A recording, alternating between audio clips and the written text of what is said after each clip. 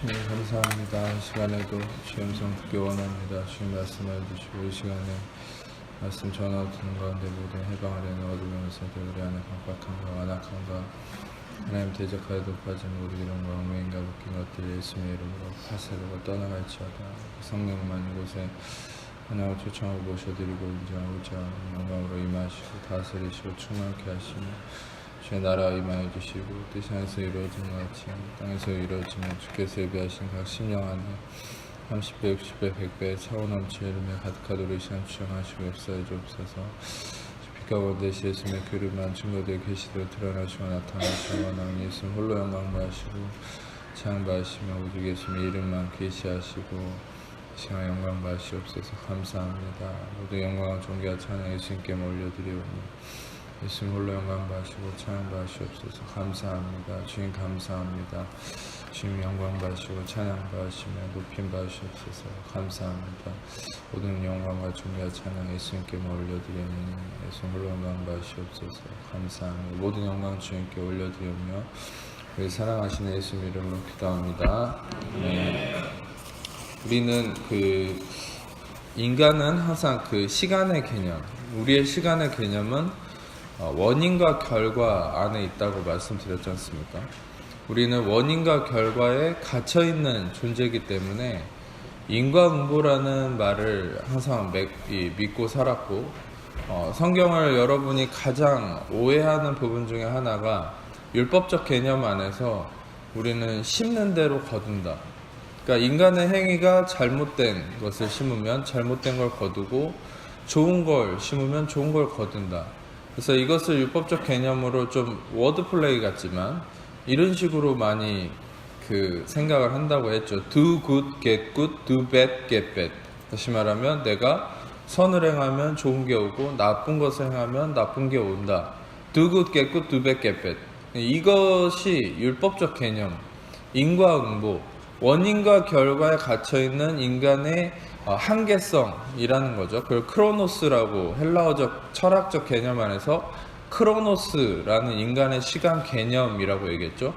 인간은 반드시 원인과 결과를 성립해야만 그것을 받아들이는 존재가 인간의 한계성. 그래서 이렇게 내가 질병이 치유됐다고 확증을 받을 때도 증상이 없다라는 결과와 원인이라는 게 뭡니까? 원인이 무슨 의사의 진찰이나 판결, 그것을 통해서 내가 증상이 없어지고 또 어떤 일이 성취될 때도 내가 시험을 이렇게 봤는데 그것에 대해서 원인과 결과가 분명할 때 그것을 받아들일 수 있는, 그러니까 결국에는 어떤 이 원인이 없이 결과만 딱 얘기를 했을 때 그 조건이 완전히 성립되는 어떤 게 이루어지지 않으면 인간은 받아들이지를 못한다.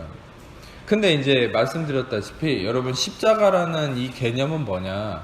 십자가라는 개념은 물론 하나님의 입장에서는 원인과 결과가 성취된 거죠. 예수님이 죄값을 치르셔서 결과적으로 모든 게 이루어졌다. 그런데 실상 우리에게 있어서는 그것이 결과적인 부분으로만 받아들여지는 것이, 왜냐? 우리가 대가를 치른 것이 아니기 때문에. 그러니까 우리에게 있어서 그것은 은혜라고 얘기하는 거죠. 은혜는 실상 우리에게 있어서 원인이 없는 겁니다. 결과만 주어지는 거죠. 은혜라는 거. 왜냐? 거저 주는 거기 때문에. 값없이 주는 거기 때문에.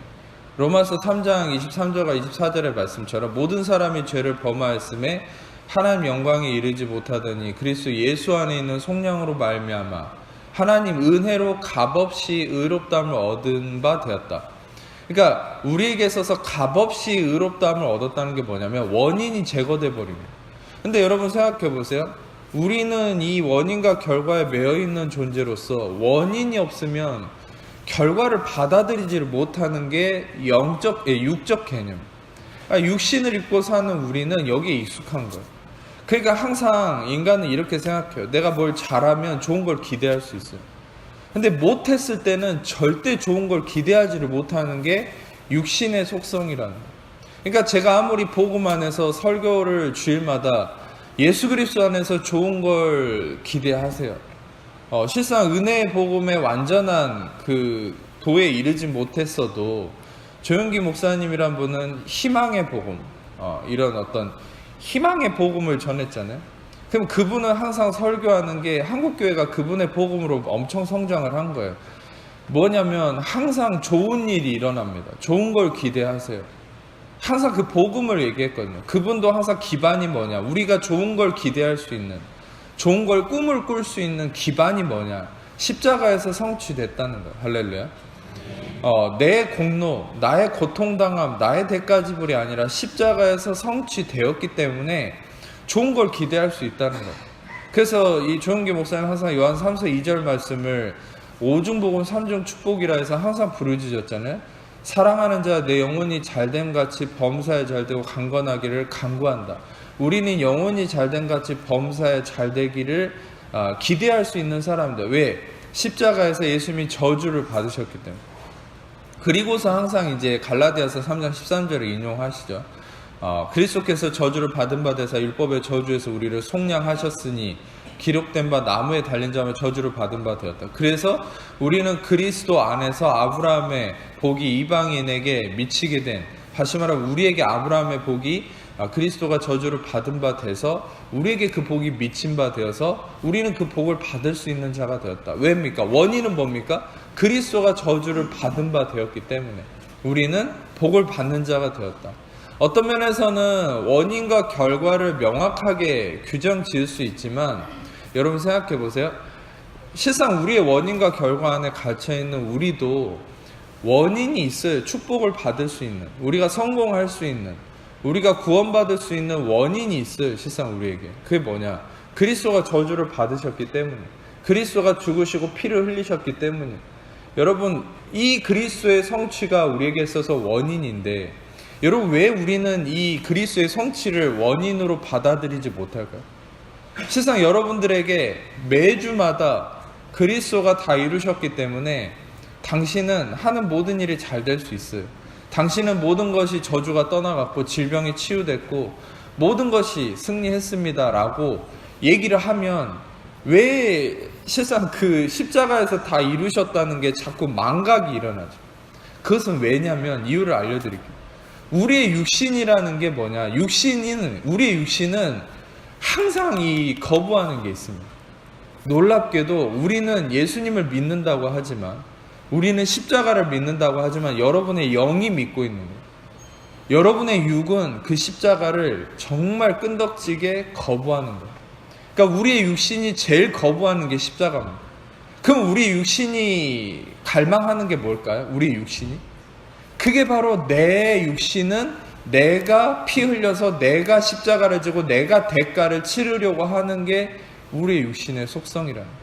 그러니까 여러분 초대교회에도 많은 교부들이 있었지만, 말씀을 가르치는 자들이 있었지만, 잘못된 가르침을 주는 사람들 중에 어떤 자들은 평생 숨어서 정욕을 다스리려고 채찍으로 자기를 때려가면서 살았던 사람이 있다고 했잖아요.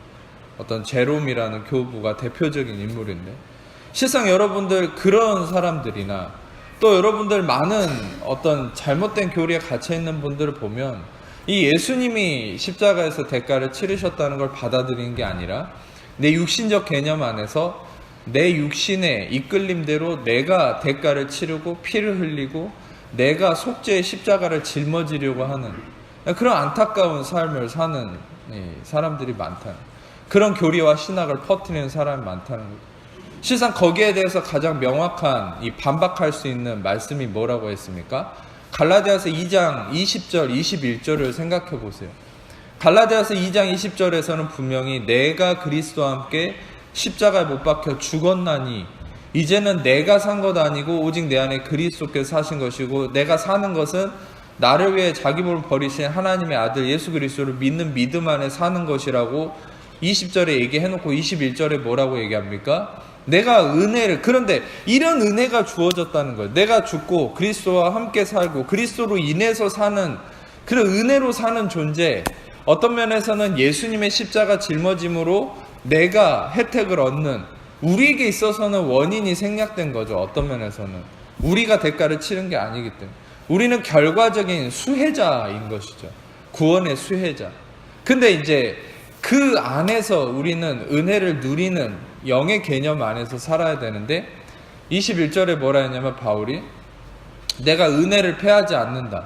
은혜를 패하지 않는다라는 말은 뭐냐? 이 은혜를 내가 거부하거나 무시하지 않는다는 거예요. 만일 의롭게 되는 것이 율법으로 말미암았으면 그리스도께서 헛되이 죽으셨다.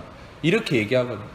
그러면 여러분, 많은 사람들은 그리스도가 헛되이 죽으신 것으로 만들어버리는 신앙생활을 하고 있다는 거예요. 왜? 내가 나의 행위로, 나의 속죄함으로, 나의 피 흘림으로, 나의 고통당함으로 의롭다함을 얻으려고 하기 때문에. 다시 말하면 여러분 생각해 보세요. 우리는 결론적으로는 그리스도가 대가를 치르셨다라는 이 원인, 그리고 결과, 우리가 구원을 얻는, 모든 치유와 형통과 축복을 얻는 이 수혜자로서 거하게 되는 것이죠. 그런데 우리의 문제는 뭡니까? 이 원인이 되는 예수님의 십자가를 육신의 개념 안에서 거부해버리는. 그래서 여러분들 시상 우리는 끊임없이 이 우리 안의 원인의 결과 개념에서 갇혀서 살죠. 내가 대가를 치르고 내가 뭔가를 얻어내려고 하는. 그게 뭡니까? 창세기 3장의 아담의 저주. 아담의 저주는 뭐였습니까? 네가 종신토록 수고하고 땀을 흘리고 해산의 고통을 겪어야만 뭔가를 얻을 수 있다. 그러니까 네가 뭔가를 심으면 얻을 거라는 거예요. 여러분, 우리는 은혜 안에서 어떤 개념으로 다시금 태어난 존재냐? 우리가 심는 것을 거두는 존재가 아니라 예수님이 심은 것을 우리가 거두는 존재가 되었습니다. 아멘. 이 복음이라는 게 뭐냐면, 다시 한번 말씀드리면 로마서 1장 17절에 복음에는 하나님의 의가 나타나서 믿음으로 믿음에 이르게 하나니 오직 의인은 믿음으로 말미암아 살리라. 여러분과 저는 그리스도 안에서 의인이 됐죠. 여러분과 저는 죄인이 아닙니다. 아멘. 의인이 됐는데 의인은 믿음으로 말미암아 산다라고 얘기하거든요.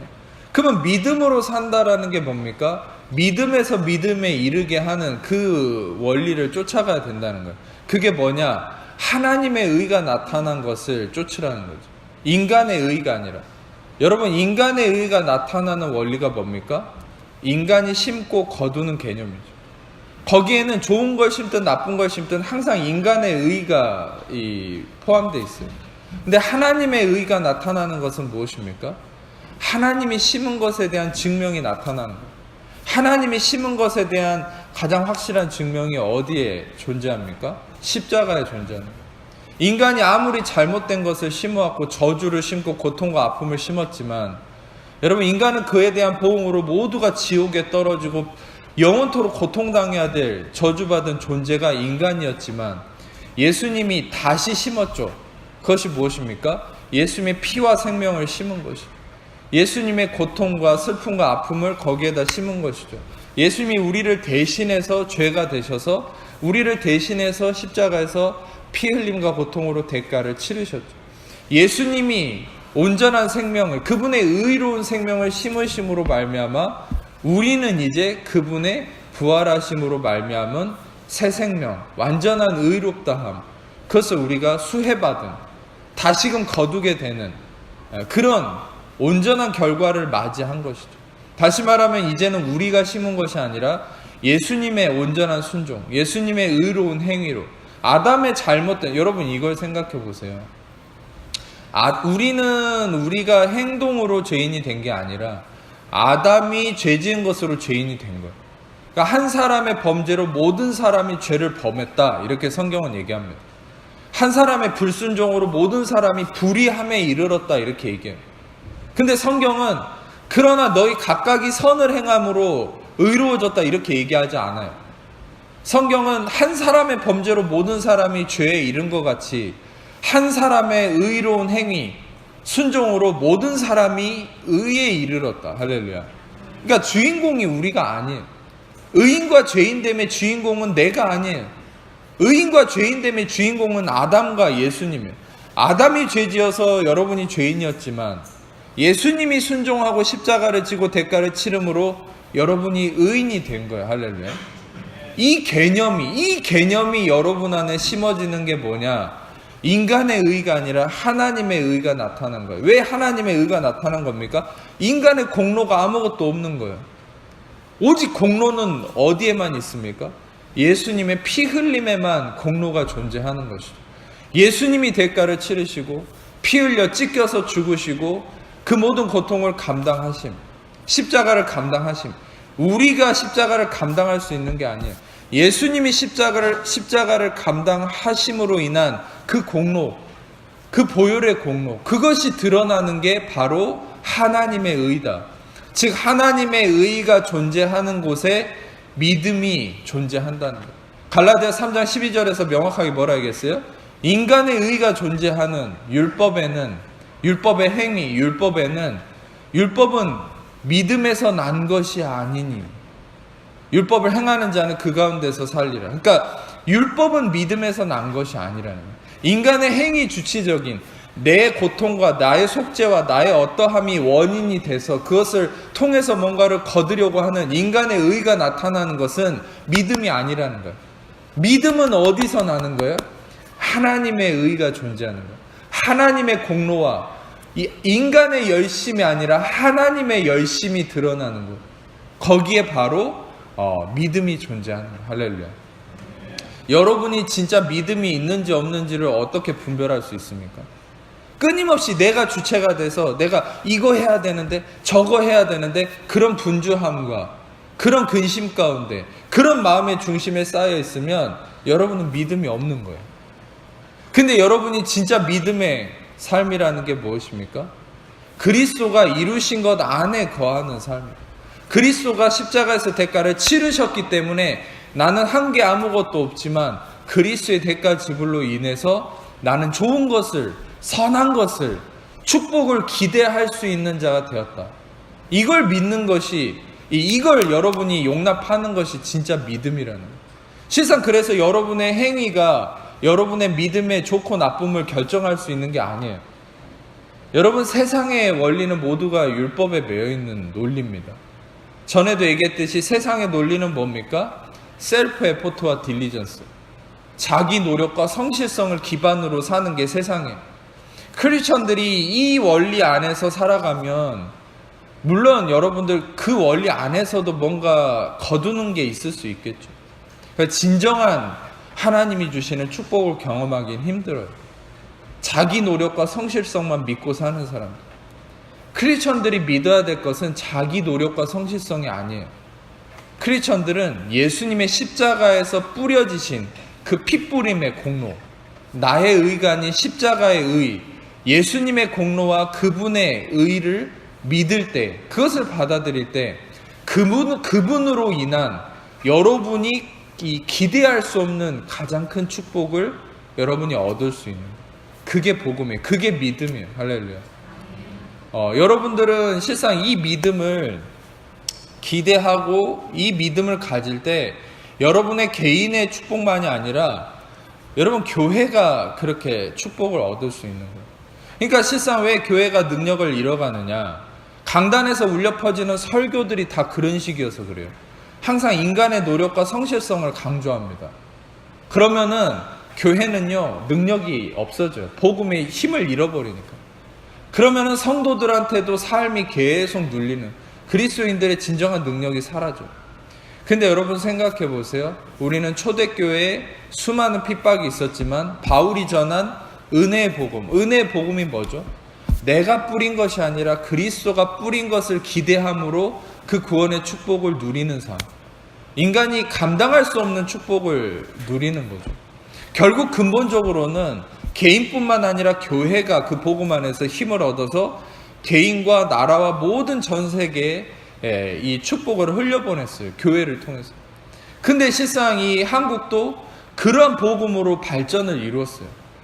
그리스도가 뿌린 것에 대한 열매를 기대하는 그 복음, 희망의 복음, 그것을 통해서 한국은 엄청나게 발전을 했는데, 실상 여러분 지금 이제 나라뿐만 아니라, 나라는 조금 이렇게 좋아지고 있잖아요. 여러분 실상 나라라는 개념도 교회와 직접적인 영향을 갖게 돼 있습니다.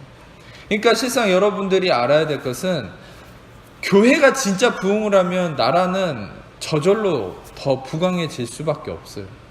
실상 모든 것의 중심은 교회에 있습니다. 근데 지금 교회가 잠들어 있는 거예요. 왜 잠들어 있고 능력을 잃어 있습니까? 그것은 끊임없이 이 복음이 아닌 비복음, 복음이 아닌 것을 선포해왔기 때문에 다시 여러분들 이 복음, 은혜 복음을 전한다는 건 다시 이 교회를 새롭게 하고 나아가서 여러분 자신이 새로워지는 건데 그 핵심이 뭐냐? 내가 뿌린 것을 거두는 삶이 아니라 그리스도가 뿌린 것을 거두고 기대하는 삶이라는 거예요. 실상 여러분들 그래서 이 원리 안에서 우리는 원인과 결과의 개념에 갇혀 있는데 하나님은 그 원인과 결과를 초월하는 십자가는 카이로스라고 합니다. 하나님의 시간 개념, 카이로스. 카이로스라는 하나님의 시간 개념은 원인과 결과가 없어요. 그냥 원인과 결과가 하나입니다. 그냥 성취됨이에요. 여러분 하나님의 시간 개념에서 이 땅에 인과관계 안에 갇혀있는 이 땅에 성취된 유일한 것이 뭐냐? 그게 십자가예요. 그러니까 십자가는 원인과 결과가 없어요. 그냥 한 번에 영원한 속죄가 이루어지고 한 번의 제사로 영원한 속죄가 이루어짐으로 끝난 거예요. 여러분 십자가를 상징으로 하는 여러 가지 사건들이 있지만 여러분 하나 아주 중요한 그 힌트가 되는 사건이 있었어요. 십자가 있기 전에는 십자가가 이루어지기 전에 구약의 많은 사건들은 실상 예수님의 십자가를 그림자로 이렇게 표현하는, 그러니까 십자가를 상징하는 사건들이 많이 나타나 있습니다. 근데 그 중에 하나가 뭐냐면 이스라엘 백성들이 전투를 할 때 이 해가 멈추는 사건이 있었어요. 실상 그 해가 멈추는 사건이 뭐냐면 이 시간을 다스리시는 하나님께서 이 시간이 멈춰버린 사건이죠. 실제로 나사에서도 이 어느 지구의 연대 중에 이 시간이 멈춰버린 사건이 있었다고 얘기를 할 정도죠. 그러니까 하나님은 실상 시간을 주관하시는 분이기 때문에 그게 가능한 것이죠. 근데 이 시간이 멈췄다는 사건이 무엇을 의미하는 줄 아세요? 해가 멈췄다, 시간이 멈췄다는 게 뭐냐? 그것은 십자가를 예언하는 것이죠. 실상 여러분들 십자가 안에서는 왜 시간이 멈췄다고 얘기할 수 있냐면 십자가는요, 여러분의 과거, 현재의 어떤 문제만을 해결하는 것이 아닙니다. 여러분의 과거, 현재 모든 것을 해결하는 곳이 십자가예요. 그리고 여러분 십자가와 더불어서 여러분이 알아야 될 것은 예수님이 처녀의 몸에서 잉태했다. 그러니까 예수님이 처녀의 몸에서 잉태했다는 것은 실상 남자와 여자의 관계를 뛰어넘어서 그냥 수정이 이루어진 거죠. 그러니까 원인을 다 건너뛰어버린 거예요. 그냥 결과만, 성취됨의 결과만 나오는 거예요. 동정녀의 탄생도. 여러분 부활은 또 어떻습니까? 부활도 그 자체가 원인이 없어요. 그냥 살아나 버린 거예요. 그냥 성취된 거예요. 여러분 예수님의 탄생과 십자가의 죽으심과 부활과 예수님의 이 땅에서의 전 존재는요, 원인과 결과가 없어요. 예수님의 공생의 사역도 마찬가지예요. 오병이어 사건이든 귀신을 쫓아내든 병을 낫게 하든 예수님의 존재도 그렇지만 예수님의 모든 사역, 제가 저번 주에 얘기했던 기독론과 구원론, 모든 것은 예수님의 그 존재와 모든 사역은 원인과 결과가 없습니다. 다시 말하면 그건 뭡니까? 원인과 결과라는 인간의 개념이 아니라 카이로스라는 하나님의 영역에서 일어난 사건이라는 거예요. 여러분 십자가는 하나님의 영역에서 일어난 사건이 인간의 원인과 결과 안에서 이루어진 게 십자가예요. 그게 바로 예수님의 존재성입니다. 그러니까 여러분 제가 뭘 설명하려고 하냐면 그러니까 인간이 받아들이기가 힘든 거예요. 그래서 여러분 이 예수님의 존재성과 구원의 모든 개념은 그래서 예배소서 2장에서 얘기한 것처럼 선물로서만 주어지는 거예요. 여러분 잘 들으세요. 인간은 논리적으로 원인과 결과가 성취돼야만 받아들일 수 있는 육신적 존재인데 여러분 하나님의 십자가의 개념, 그리스도의 존재성은 창조부터 시작해서 그리스도의 존재와 모든 사역은 여러분 원인과 결과가 없어요. 그러니까 인간이 논리적으로 설명해서 받아들일 수 있는 게 아니에요. 구원이라는 거. 그래서 하나님이 어떻게 하셨습니까? 그래서 선물로 주신 거예요. 할렐루야. 그래서 여러분이 이걸 알아야 돼요. 여러분이 성경을, 하나님의 말씀을 논리적으로만, 체계적으로만, 이 원인과 결과 안에서만 다 이해하려고 하면 여러분들은 이단적 오류에 빠질 수 있는 거예요. 그게 가장 대표적인 게 삼위일체설이에요. 삼위일체, 하나님이 어떻게 세 분인데 한 분이냐, 이걸 논리적으로 설명을 해주세요. 설명 못합니다. 그거 왜 설명을 못하는 줄 아세요? 여러분 좀 재밌게 얘기하면 개미가 인간의 사정을 절대 이해할 수 없어요. 근데 개미가 인간을 이해할 수 없는 것보다 더 큰 건 인간이 하나님을 이해할 수 없다. 이게 더 큰 거예요. 그러니까 인간이 하나님을 온전히 논리적으로 이해하려고 하는 것이 더 큰 거예요. 여러분 왜 그렇습니까? 많은 분들은 여러분들에게 이렇게 설명했겠죠. 인간은 육신적 존재고 하나님은 영이시기 때문에 절대 이해할 수 없다. 이것도 맞는 말이지만 더 정확한 건 하나님은 하나님의 영역, 원인과 결과가 없는 그 시간의 영역 가운데 계시는 분이고, 인간은 원인과 결과에 갇혀있는 존재이기 때문에 하나님의 어떤 것도 이해할 수 없다는 거예요. 그러면 하나님이 심어주신 그 은혜 안에서 받아들일 수 있는 그 선물로 주어지는 것만 누리는 게 인간의 본연의 존재라는 거죠. 하나님의 허용됨 안에서만 이해할 수 있는 것이 인간의 본연의 존재성이라는 거예요. 인간의 한계성. 여러분 잘 들으세요. 왜 아담이 선악과를 만진 것이 저주가 되었습니까? 가장 큰 문제가 되었습니까? 선악과는 하나님의 영역이에요. 선악과는 인간이 절대 이해할 수 없는 비논리성의 원리 아니라는 거예요. 그 비논리성에 이 하나님의 영역을 인간이 손을 대서 어떻게 하려고 한 거예요? 인간의 이 머릿속으로 판단하고 이해하려고 해버리니까 그 안에서 저주가 임한 거예요. 여러분, 그래서 구원이 에베소서 2장에서 얘기한 것처럼 은혜로 선물로 주어졌다는 거예요. 할렐루야. 인간이 그것을 손으로 잡으려고 하면 죽어버리니까, 저주를 받으니까. 어떤 면에서는 아담이 선악과를 손으로 잡은 건 자기 스스로 구원에 이르려고 한 거예요. 자기 스스로 자기의 속죄로 자기의 어떠함으로 하나님께 이르려고 한 거예요. 아니요. 우리는 바벨탑처럼 우리가 탑을 쌓아서 하나님에게 이르는 게 아니라 야곱의 사닥다리처럼 하늘에서 사닥다리가 내려와서 하늘에서 하나님의 손길이 임하는 것을 경험하는 게 인간의 실존이에요. 아멘.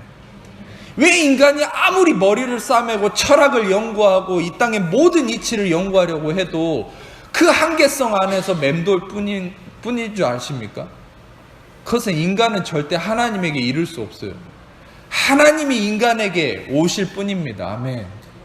그래서 우리가 절대 하나님을 사랑할 수 있는 이 율법을 성취할 수 없었지만 요한일서 4장에 말씀한 것처럼 우리가 하나님을 사랑한 것이 아니오 오직 하나님이 우리를 사랑하사 그 아들을, 그 독생자를 화목제물로 우리에게 주심으로 인해서 우리를 구원하셨다.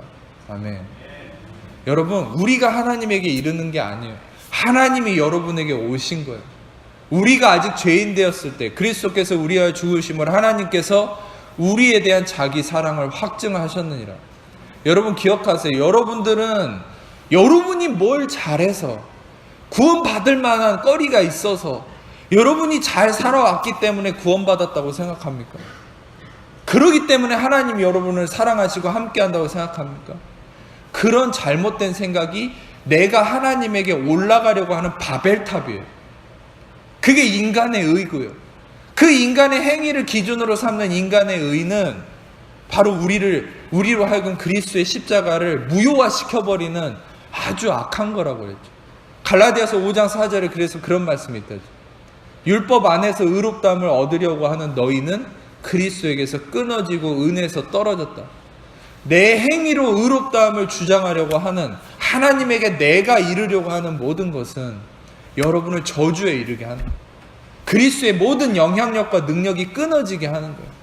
자, 근데 여러분들 하나님이 우리에게 오신다. 여러분들 솔직히 생각해 보세요. 누가복음 15장에서도 회개에 대한 말씀을 전하면서 예수님이 양이 잃어버렸는데 양이 돌아왔습니까? 아니에요. 목자가 양을 찾아갔어요. 그 99마리를 두고 잃어버린 한 마리를 목자가 찾아서 어깨에 메고 돌아왔죠. 그리고 두 번째는 드라크마를 잃어버렸을 때 여인이 드라크마를 찾았지 이 물건인 드라크마가 스스로 찾아오진 않았어요. 여러분, 동일한 맥락에서 보세요.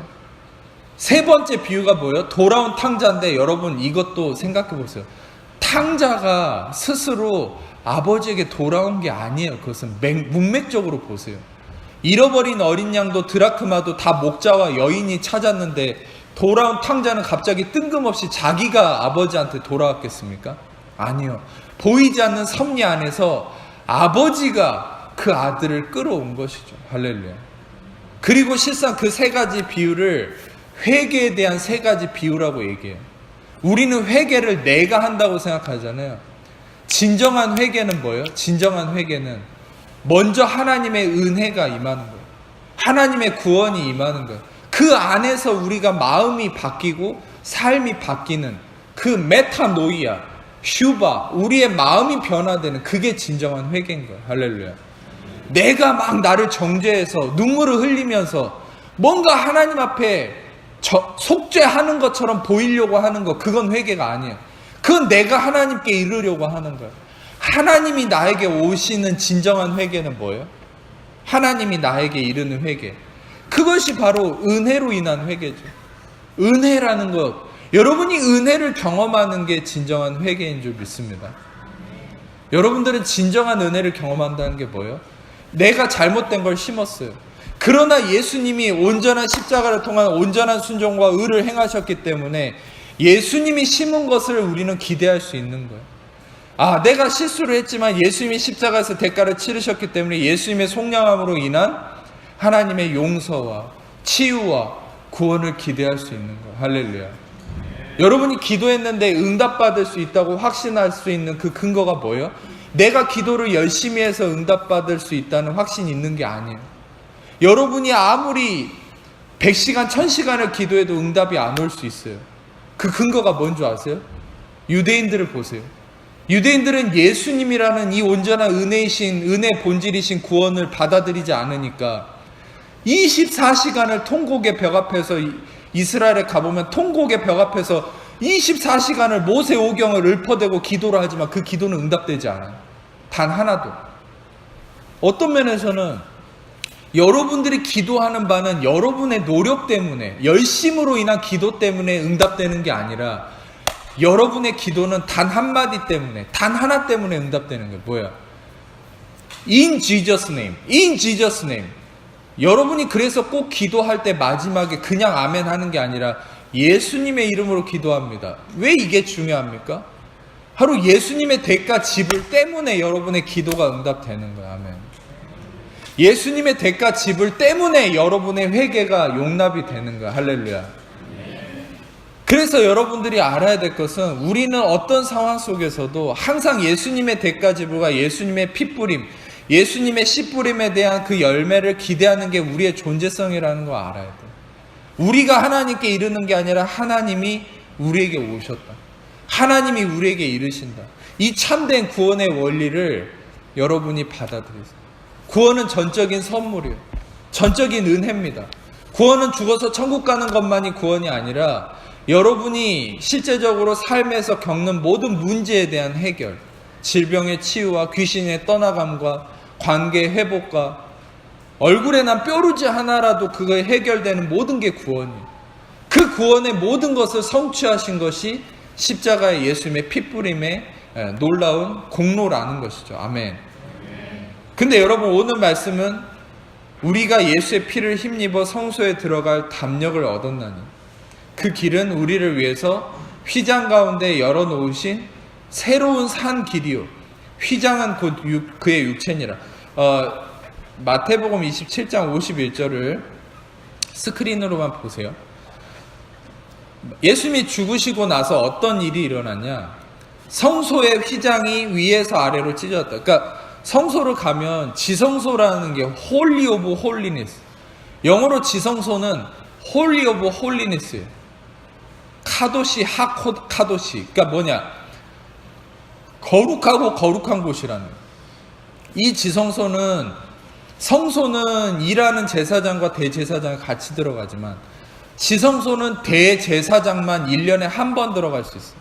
대제사장이 지성소에 들어갈 때도 발목에 방울을 차고 들어가는데, 왜냐면 지성소에 들어갔을 때 안에서 딸랑딸랑 소리가 들리면 살아있는 거예요. 근데 소리가 안 들리면 죽어있는 거예요. 왜 죽어있습니까? 자기의 죄가 티끌만큼이라도 안 씻어져 있으면 죽어버리는 거예요. 들어가서 즉사해버리는 거예요.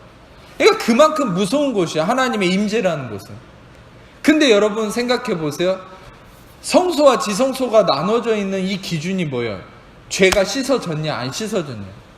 그러니까 대제사장은 들어갈 때 단 하나라도 하나님 앞에서 완전히 정결법 애식을 온전히 수행하지 않으면 지성소에 들어가서 죽는 거예요. 그러니까 실상 그 엄격함 가운데 있었던 게 이스라엘의 율법이죠. 그런데 어떻게 됐습니까? 그 지성소와 성소를 가로막고 있던 이 휘장이 예수님의 십자가에서 다 이루었다. 콜라 다 이루었다. 모든 걸 다 이루었다 외치시고 십자가에 죽으셨을 때 이 휘장이 위에서 아래로 찢어졌다. 재밌죠? 원래는 아래에서 위로 찢어져야 되는데 이 휘장은 위에서 아래로 찢어졌어요. 아까도 얘기했듯이 우리가 하는 게 아니에요. 우리가 하는 건 아래에서 위로 찢어지지만 하나님이 하시는 건 위에서 아래로 찢어지는 거예요. 할렐루야. 그러니까 십자가는 하나님이 하셨다. 그러니까 여러분이 노력해서 구원받은 게 아니에요. 여러분이 노력해서 성취되고 여러분이 열심히 기도해서 이루어진 게 아니라 그리스도가 이루심으로 휘장이 위에서 아래로 찢어져서 여러분의 기도가 응답받고 여러분이 구원받고 여러분의 모든 게 그리스도의 공로로 성취됐다는 사실이에요. 아멘. 위에서 아래로 찢어져서 둘이 되었다. 그래서 여러분 아까 히브리서 10장에 뭐라 얘기했습니까? 휘장은 그의 육체다. 그 육체가 찢어졌다는 거예요. 그러니까 휘장이 찢어졌다는 거, 그의 육체가 찢어졌다는 거예요. 예수님의 육체가 찢어졌다는 거 어떤 원리라고 설명드렸습니까? 창세기 15장 17절을 보면, 스크린으로만 보세요. 창세기 15장 17절을 보면은 아브라함과 하나님이 언약을 맺을 때 부족 간에 그 당시에 베리트의 언약이라는 이 히브리어 베리트라는 말인데 이건 뭐냐? 이거는 동물의 사체를 쪼개놓고 두 사람이 맹약을 맺는 사람이 왔다 갔다 하면서 서로 어기는 사람이 이 동물처럼 쪼개져야 된다. 근데 여러분 이 맹약을 하나님이 아브라함과 맺을 때 아브라함을 재워버리고 이 동물의 사체 가운데 횃불이 왔다 갔다 하는 거예요. 횃불은 예수님을 상징하거든요. 그러니까 여러분 보세요. 인간이 이 언약을 어기면 이 횃불이 쪼개지겠다는 거예요. 이 횃불은 예수님이죠. 다시 말하면 인간은 어떤 언약도 하나님과 지킬 수 없어요. 인간은 지킬 수 없어요. 항상 어겨요. 율법도 얘기했잖아요. 갈라디아 3장 10절에 무릇 율법 행위에 속한 자들은 저주 아래 있나니 율법책에 기록된 모든 것을 항상 행하지 않는 자는 저주를 받는. 인간은 몇 가지 지켰다고 인정받는 게 아니에요. 모든 것을 항상 행해야 돼요. 그래야 의로워질 수 있는데 인간은 그래서 율법의 행위로 의롭다면 얻을 육체가 없어요. 왜? 모든 것을 항상 할 수 없기 때문에. 여러분 그래서 인간은 반드시 하나님과 언약을 어기게 돼 있어요. 하나님 그걸 아셨어요. 그래서 아브라함을 재워버리고 이 수혜자가 되게 하시고 그 어김에 대한 대가를 누가 치르겠다고 한 거예요? 예수님이 이 동물처럼 쪼개지겠다고 한 거예요.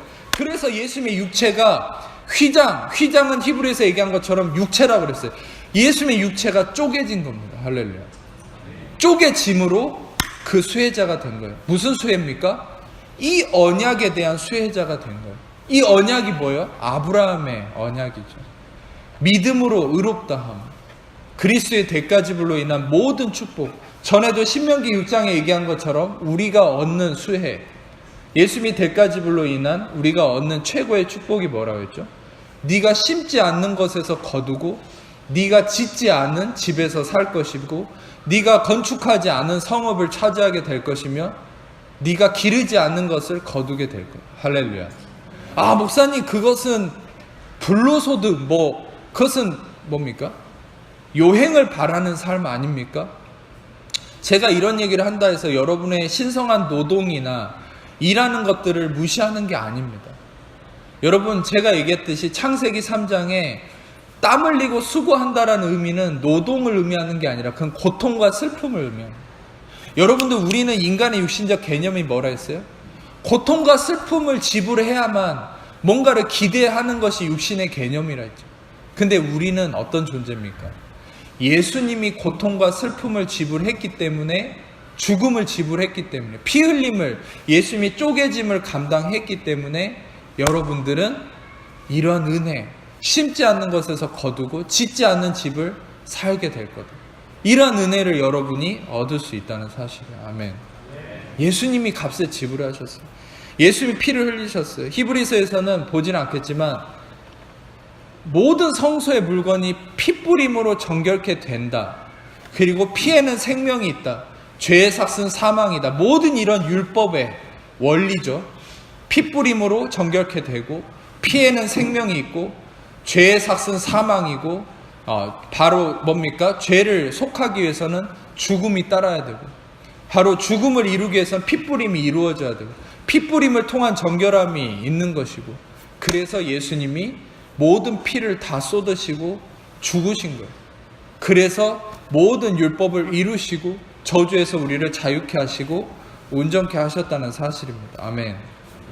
자, 여러분들은 이 원리 안에서 자, 로마서 5장 9절 이제 말씀 마무리하겠습니다. 로마서 5장 9절 말씀을 한번 같이 읽어보겠습니다. 시작.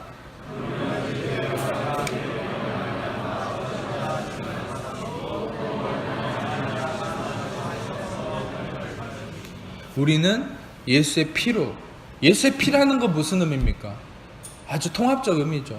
예수님이 쪼개지시고 나를 위해서 죽으셨고 나를 위해서 모든 고통과 슬픔과 모든 저주를 감당하셨다. 이게 바로 예수의 피 한 단어에 응축이 되어 있는 거예요. 예수의 피로 의롭다 하심을 받았고 그것으로 진노하심에서 구원을 받았다. 그러니까 여러분, 이 말씀과 이 페어링을 이루는 말씀이 하나 있어요. 그게 로마서 4장 15절인데 그게 뭐냐? 율법은 진노를 이루게 하나니 율법이 없는 곳엔 범법함도 없다. 율법은 진노를 이루게 한다는 거예요. 인간의 행위의 노력과 인간의 끊임없는 하나님에게 이르려고 하는, 그러니까 여러분, 바벨탑으로 인해서 하나님이 진노했잖아요. 인간이 하나님에게 이르려고 할 때 하나님은 진노하시는 거예요. 거기에 진노가 있어요. 여러분, 근데 이 진노를 잠재울 수 있는 건 한 가지밖에 없어요. 인간의 선행과 공덕이 아니에요. 하나님의 진노를 잠재우는 것은 하나예요. 그리스도의 피. 할렐루야. 여러분이 온전히 그리스도의 피를 의지할 때 여러분들은 하나님의 진노가 아니라 하나님의 전적인 선하심의 은혜 아래 거하는 겁니다. 아멘. 마지막으로 출애굽기 12장 13절 같이 읽겠습니다. 시작.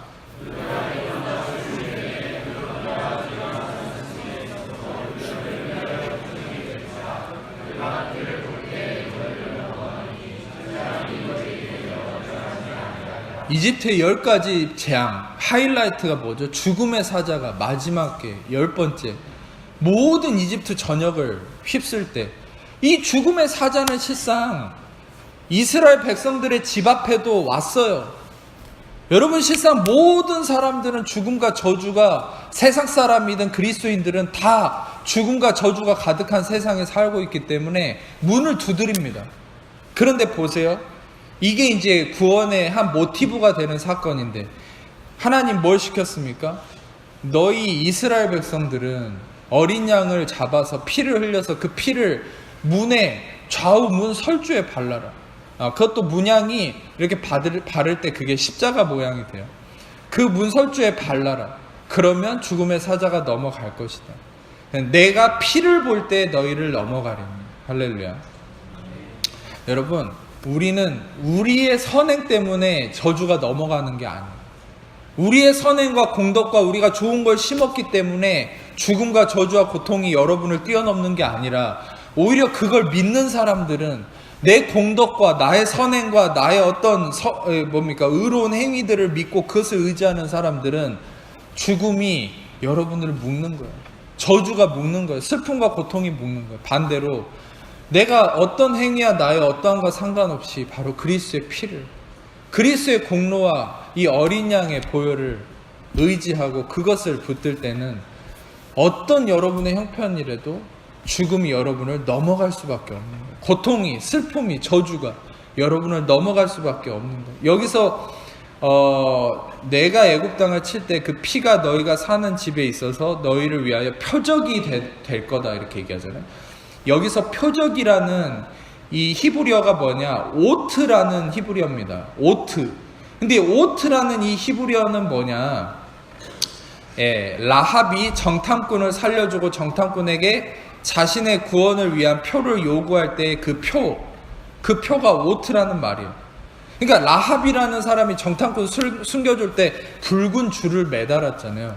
그 붉은 줄을 보고 여리고를 점령할 때 이스라엘 백성들이 라합을 살려주겠다 얘기했거든요. 동일한 그 표죠. 다시 말하면 여러분, 이 오트, 여러분에게는 구원의 표가 있는 것이죠. 그게 뭡니까? 여러분의 선행이 아니라죠. 여러분의 의로운 행위가 아니라 그리스도의 피, 그리스도의 보혈, 그리스도의 십자가의 공로. 아멘. 그리스도의 피를 의지하세요.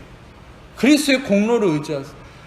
항상 여러분의 육신은 이 설교를 듣고 나갈 때도 내가 잘했나? 못했나? 내가 신앙생활 잘하나 못하나? 내가 믿음이 있나 없나? 아니요. 항상 여러분 그리스도의 피를 바라봐요. 그리스도의 보혈을 의지해야 돼요. 자녀들에게도 기도할 때마다 예수의 피를 덮습니다. 예수의 피를 뿌립니다.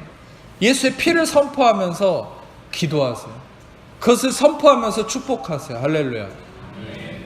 여러분 어렵게 하는 악한 영의 역사가 있다면 예수의 피를 뿌리고 선포한다. 예수의 이름 명하노니 이 더러운 것들 떠나갈지어다. 예수의 피를 뿌리고 예수의 피를 바르고 축복하고 피를 뿌리고 대적기도 하고 모든 곳에 예수의 피를 뿌리고 의지하고 바라보세요. 그러면 여러분들의 모든 삶은 어떤 것도 여러분을 어둠이 조금도 잠식할 수 없는 것이죠. 여러분 이 피 흘림 안에서 온전한 의로움의 축복을 누리는 하나님의 자녀임을 믿고 그 축복 안에 살기를 축복합니다. 아픈 곳이 있는 분들 아픈 곳에 손을 얹고 그 외에 다 가슴에 손을 얹고 제가 기도하겠습니다. 사랑의 주님 감사합니다. 이 시간에 예수의 피를 우리 모든 하나님의 자녀들에게 뿌리고 덮고 선포하고 나아가오니 이 시간에 죽으시고 부활하신 예수의 피를 뿌립니다. 예수의 피를 뿌립니다. 예수의 피를 뿌립니다. 모든 환부와 고통과 문제와 모든 마음에 예수의 피를 뿌립니다. 이 시간 예수의 피를 뿌리며 죽으시고 부활하신 예수님의 이름 명하노니 하나님 자녀를 묶고 있는 모든 염려, 근심, 불안, 초조, 두려움, 삶의 문제, 질병, 고통, 마귀, 얽매임과 묶임과 악함과 저주와 모든 더러운 것들 예수의 이름으로 떠나갈지어다. 자유케 될지어다. 예수의 피를 뿌리고 선포하는 예수의 이름으로 떠나갈지어다. 자유케 될지어다. 머리끝 발까지 예수의 피를 뿌립니다. 예수의 피를 뿌립니다.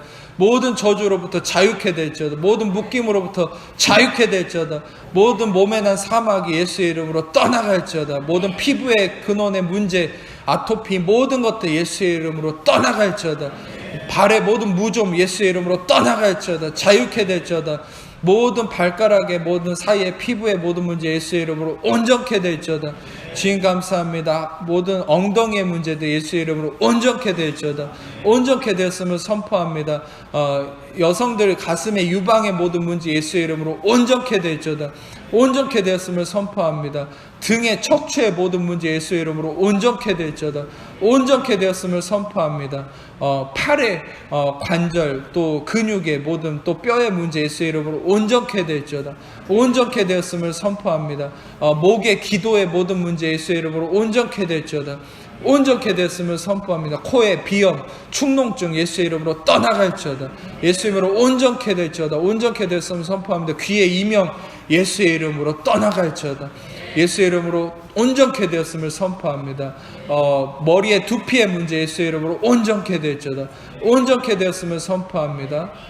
뒷목의 모든 문제와 스트레스성으로 인한 아픔도 예수의 이름으로 온전케 될지어다. 온전케 되었음을 선포합니다. 감사합니다. 감사합니다. 턱관절 예수의 이름으로 온전케 될지어다. 온전케 되었음을 선포합니다. 주님 하시옵소서. 이빨의 모든 문제 예수의 이름 모든 고통 떠나갈지어다. 온전케 되었음을 선포합니다. 감사합니다. 눈의 시력의 모든 문제 예수의 이름으로 온전케 될지어다. 온전케 되었음을 선포합니다. 주님 감사합니다. 모든 영광 주님께 올려드리며 우리 사랑하시는 예수님 이름으로 기도합니다.